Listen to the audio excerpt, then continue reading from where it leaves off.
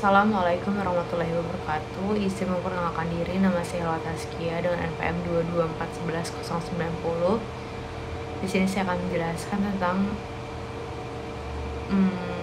materi kelima, materi keenam, ukuran pemusatan untuk ukuran penyebaran data kelompok dari mata kuliah statistika. Yang pertama, di sini saya akan menjelaskan tentang data berkelompok. Nah, data berkelompok itu merupakan data statistik yang disusun dalam kelas-kelas interval tertentu. Umumnya, data berkelompok ini juga dinyatakan ditanyakan mengenai mean, rata-rata, kemudian median, nilai tengah, dan modus atau data yang paling sering muncul. Kemudian di sini ada definisi ukuran penyebaran data. Ukuran penyebaran data itu adalah data yang menunjukkan sejauh mana nilai data menyimpang dari nilai pusat, atau data metrik yang menunjukkan sejauh mana nilai data menyimpang dari nilai pusat. Kemudian untuk tujuan membandingkan beberapa kumpulan data dengan menggunakan pengukuran data center saja tidak akan memberikan hasil yang baik, bahkan dapat memberikan hasil yang menyesatkan, yaitu menurut Kustituanto dan Badrudin pada tahun 1994. Nah, ukuran penyebaran data pada dasarnya merupakan pelengkap dari ukuran sentralitas yang mendeskripsikan kumpulan data. Dengan demikian, dengan adanya ukuran sebaran, maka representasi sekumpulan data akan lebih jelas dan juga akurat.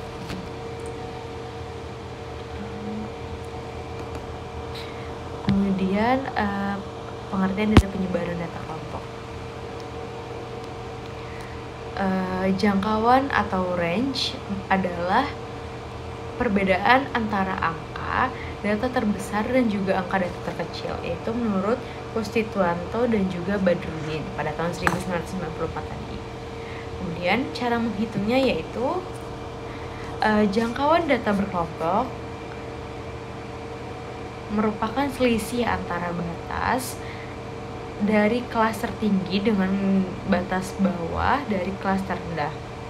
Yang kedua, deviasi rata-rata adalah rata-rata hitung dari nilai mutlak deviasi antara nilai data pengamatan dengan rata-rata hitungnya. Deviasi rata-rata ini melibatkan data observasi dalam penghitungannya. Kemudian deviasi rata-rata berkelompok ini untuk data berkelompok rumusnya itu SR itu merupakan simpangan rata-rata, kemudian ENI sama dengan 1, kemudian FI per XI dalam kurung XI min X dibagi ENI sama dengan 1 FI.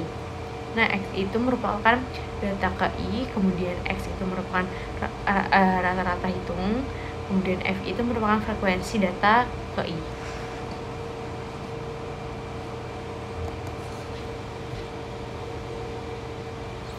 Kemudian penyebaran data kelompok.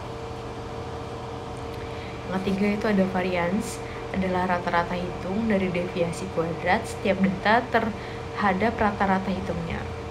Nah, varians ini adalah alat ukur variabilitas serangkaian data yang dihitung dengan mencari rata-rata selisih atau beda kuadrat antara data observasi dengan pusat datanya.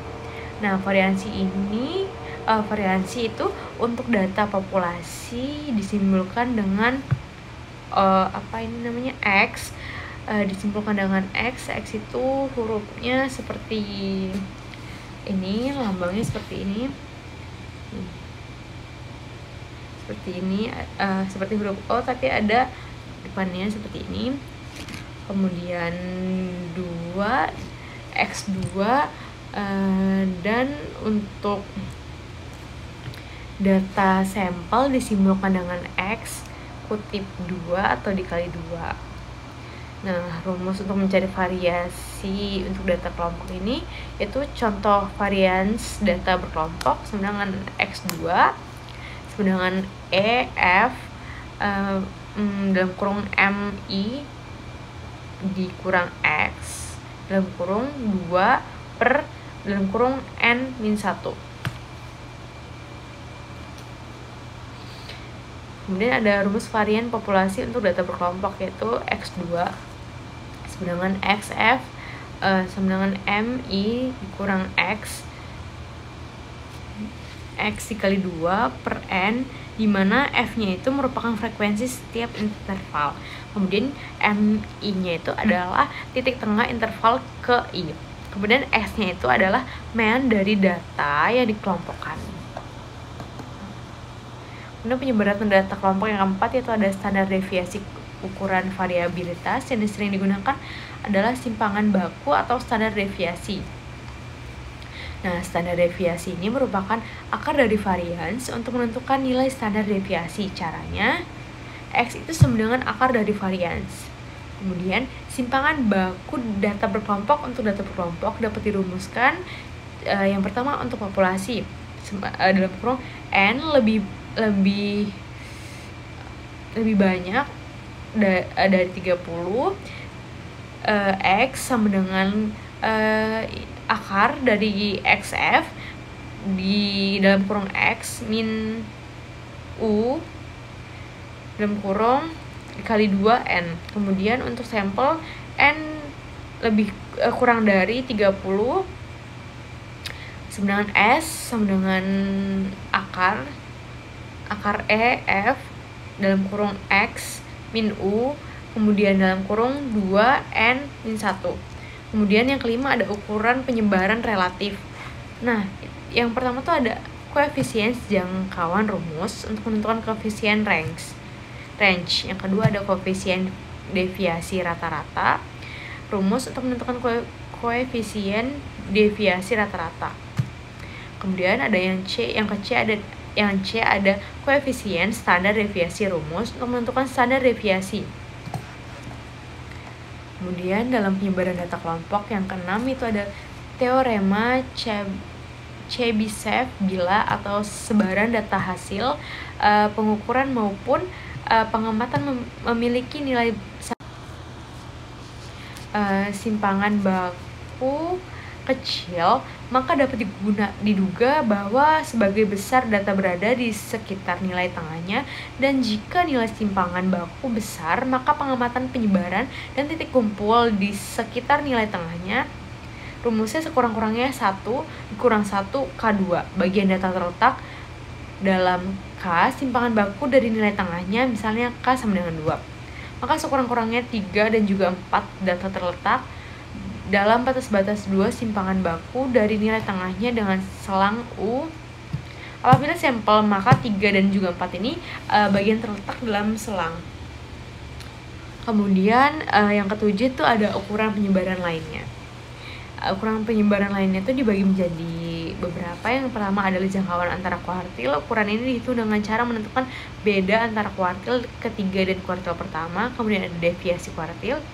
Deviasi kuartil ini dapat disebut sebagai jangkauan semi interkuartil. Deviasi kuartil ini mengukur variabilitas data dengan menentukan rata-rata hitung interkuartilnya.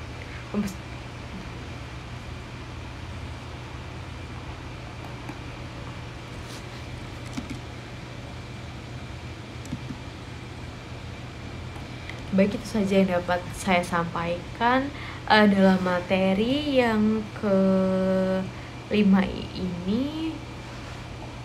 Yang ke-6 ini yaitu ukuran penyebaran data kelompok dari mata kuliah statistika.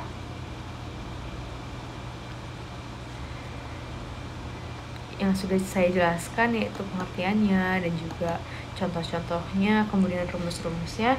Itu saja yang dapat saya sampaikan. Lebih kurangnya saya mohon maaf. Saya akhiri. Terima kasih. Wassalamualaikum warahmatullahi wabarakatuh.